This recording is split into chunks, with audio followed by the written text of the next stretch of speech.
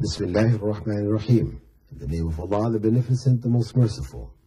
I'd like to welcome you, dear viewers, to another in the series, In the Light of Islam. Assalamu alaikum wa rahmatullahi wa barakatuh. May Allah's peace and blessings be on each and every one of you.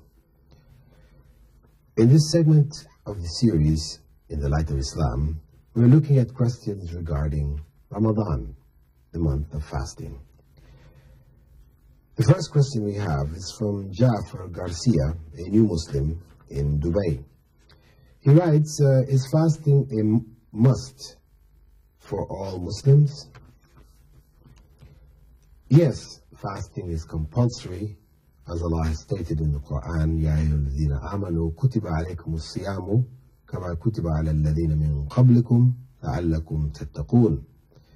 O you who believe, fasting has been prescribed for you as it was prescribed for those before you, in order that you may gain God consciousness. You may become pious. So, fasting is prescribed. The Prophet Muhammad had said that Islam is built on 5 pillars. One of those pillars was fasting the month of Ramadan. So, it is a compulsory part of Islam. If a person is able to fast, then he or she must fast. To deliberately not do so is a major sin. A sin which may put them in a state of disbelief. If they feel within themselves that they don't have to do so, then it becomes an act of disbelief, or it becomes an act of disobedience, sinful disobedience, if one believes that it is compulsory, but one is too lazy to do so. One misses days of fasting due to laziness. So we would have to say, Brother Jafar, that no one is exempted from fasting in Ramadan, except those who have special circumstances of illness, of traveling. You know, the person who's traveling is permitted to break the fast. These special circumstances are well known. Second question from Brother Ja'far is, why do Muslims fast in the daytime and not at nighttime? Well, primarily we fast in the daytime because Allah has prescribed the daytime for fasting, and we're not required to fast at night. Allah is the one who set it that way. We could have been required to fast at night, from sunset to sunrise, and we can eat during the day, if Allah had willed. So, fundamentally, it is because this was the commandment of God, this is what the Prophet, may God's peace and blessing be upon him, instructed us to do. However, if we look, practically speaking, when a person is sleeping at night, there is no struggle here. We wake up in the morning, we have our breakfast, breakfast. We're breaking our fast of the night. But that night fast is not something we're conscious of. Maybe if we started from sunset, at least the first few hours, we are conscious of not eating. But most of the night, 8 hours we're sleeping. There's no struggle here. There's no development of self here. Because fundamentally, fasting has been set to develop our God consciousness, as I quoted Allah saying in the Quran. It is for our spiritual development. And that spiritual development only takes place when there is a struggle with the soul and the desires of the flesh, etc. This is when the spirit is elevated, when it grows. So we grow spiritually when we deliberately and consciously do not eat, submitting to the commandments of God for the pleasure of God. But if we're unconscious, we're sleeping, then there is no spiritual struggle here. Therefore, we would not benefit as we would in fasting during the daytime. So, the daytime is the practical time for fasting. And also, when we consider that fasting in the daytime is interwoven with our daily lives. This is when we're working from sunrise to sunset. So we're fasting while working. You know, it is integrating the spiritual principles of fasting with our daily lives. You know, reminding us that Islam is inseparable from day-to-day life. It is interwoven, and it guides and should guide our day-to-day lives. So we have a better opportunity in the daytime to feel and to experience the unity of Islam with day-to-day life. So practically speaking, fasting in the daytime is the most effective for the human being. This we believe, even if we were not able to work out this logic or this wisdom behind it, you know, these type of concepts. I mean, we're going to accept it because God, we know whatever God has chosen for us is what is best.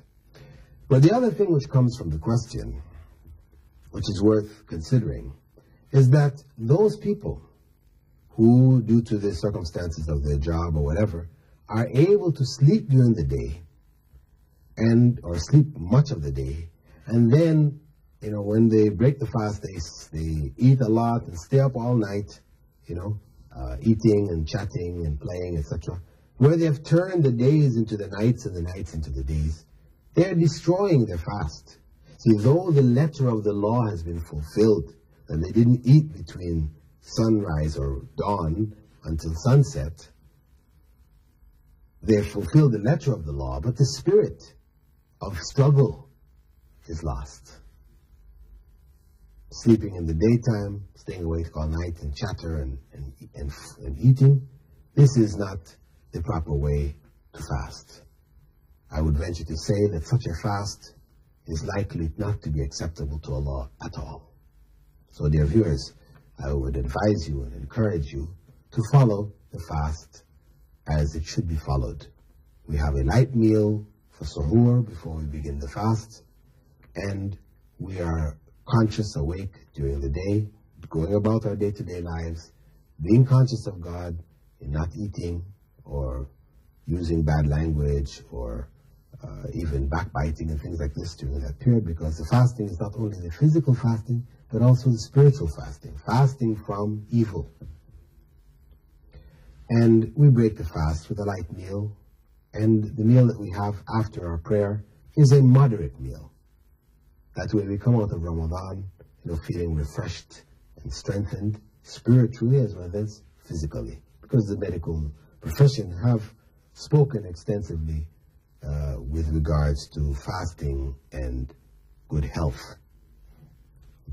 And of course, we know it is the way of the prophets, and they were the best examples for mankind. So we should maintain the fast as it was prescribed, remembering that fasting is not just a physical act of giving up food, drink, sexual relations, but a spiritual act of being conscious of God and giving these things up. Being conscious of God and avoiding evil thoughts and evil deeds as much as we can. This is the essence of the Ramadan. Another question by Brother Jafar is a sick person, a Muslim, required to fast? If the person's sickness requires them to take certain drugs or medicines, etc., throughout the day, they're not allowed to go, you know, periods in which they cannot take these drugs, then it's permissible for them not to fast. Or if they're under treatment and they find that by not fasting during the daytime, the doctor may recommend, or they may find themselves practically, that it weakens them so much, their health is in danger, such persons are not required to fast.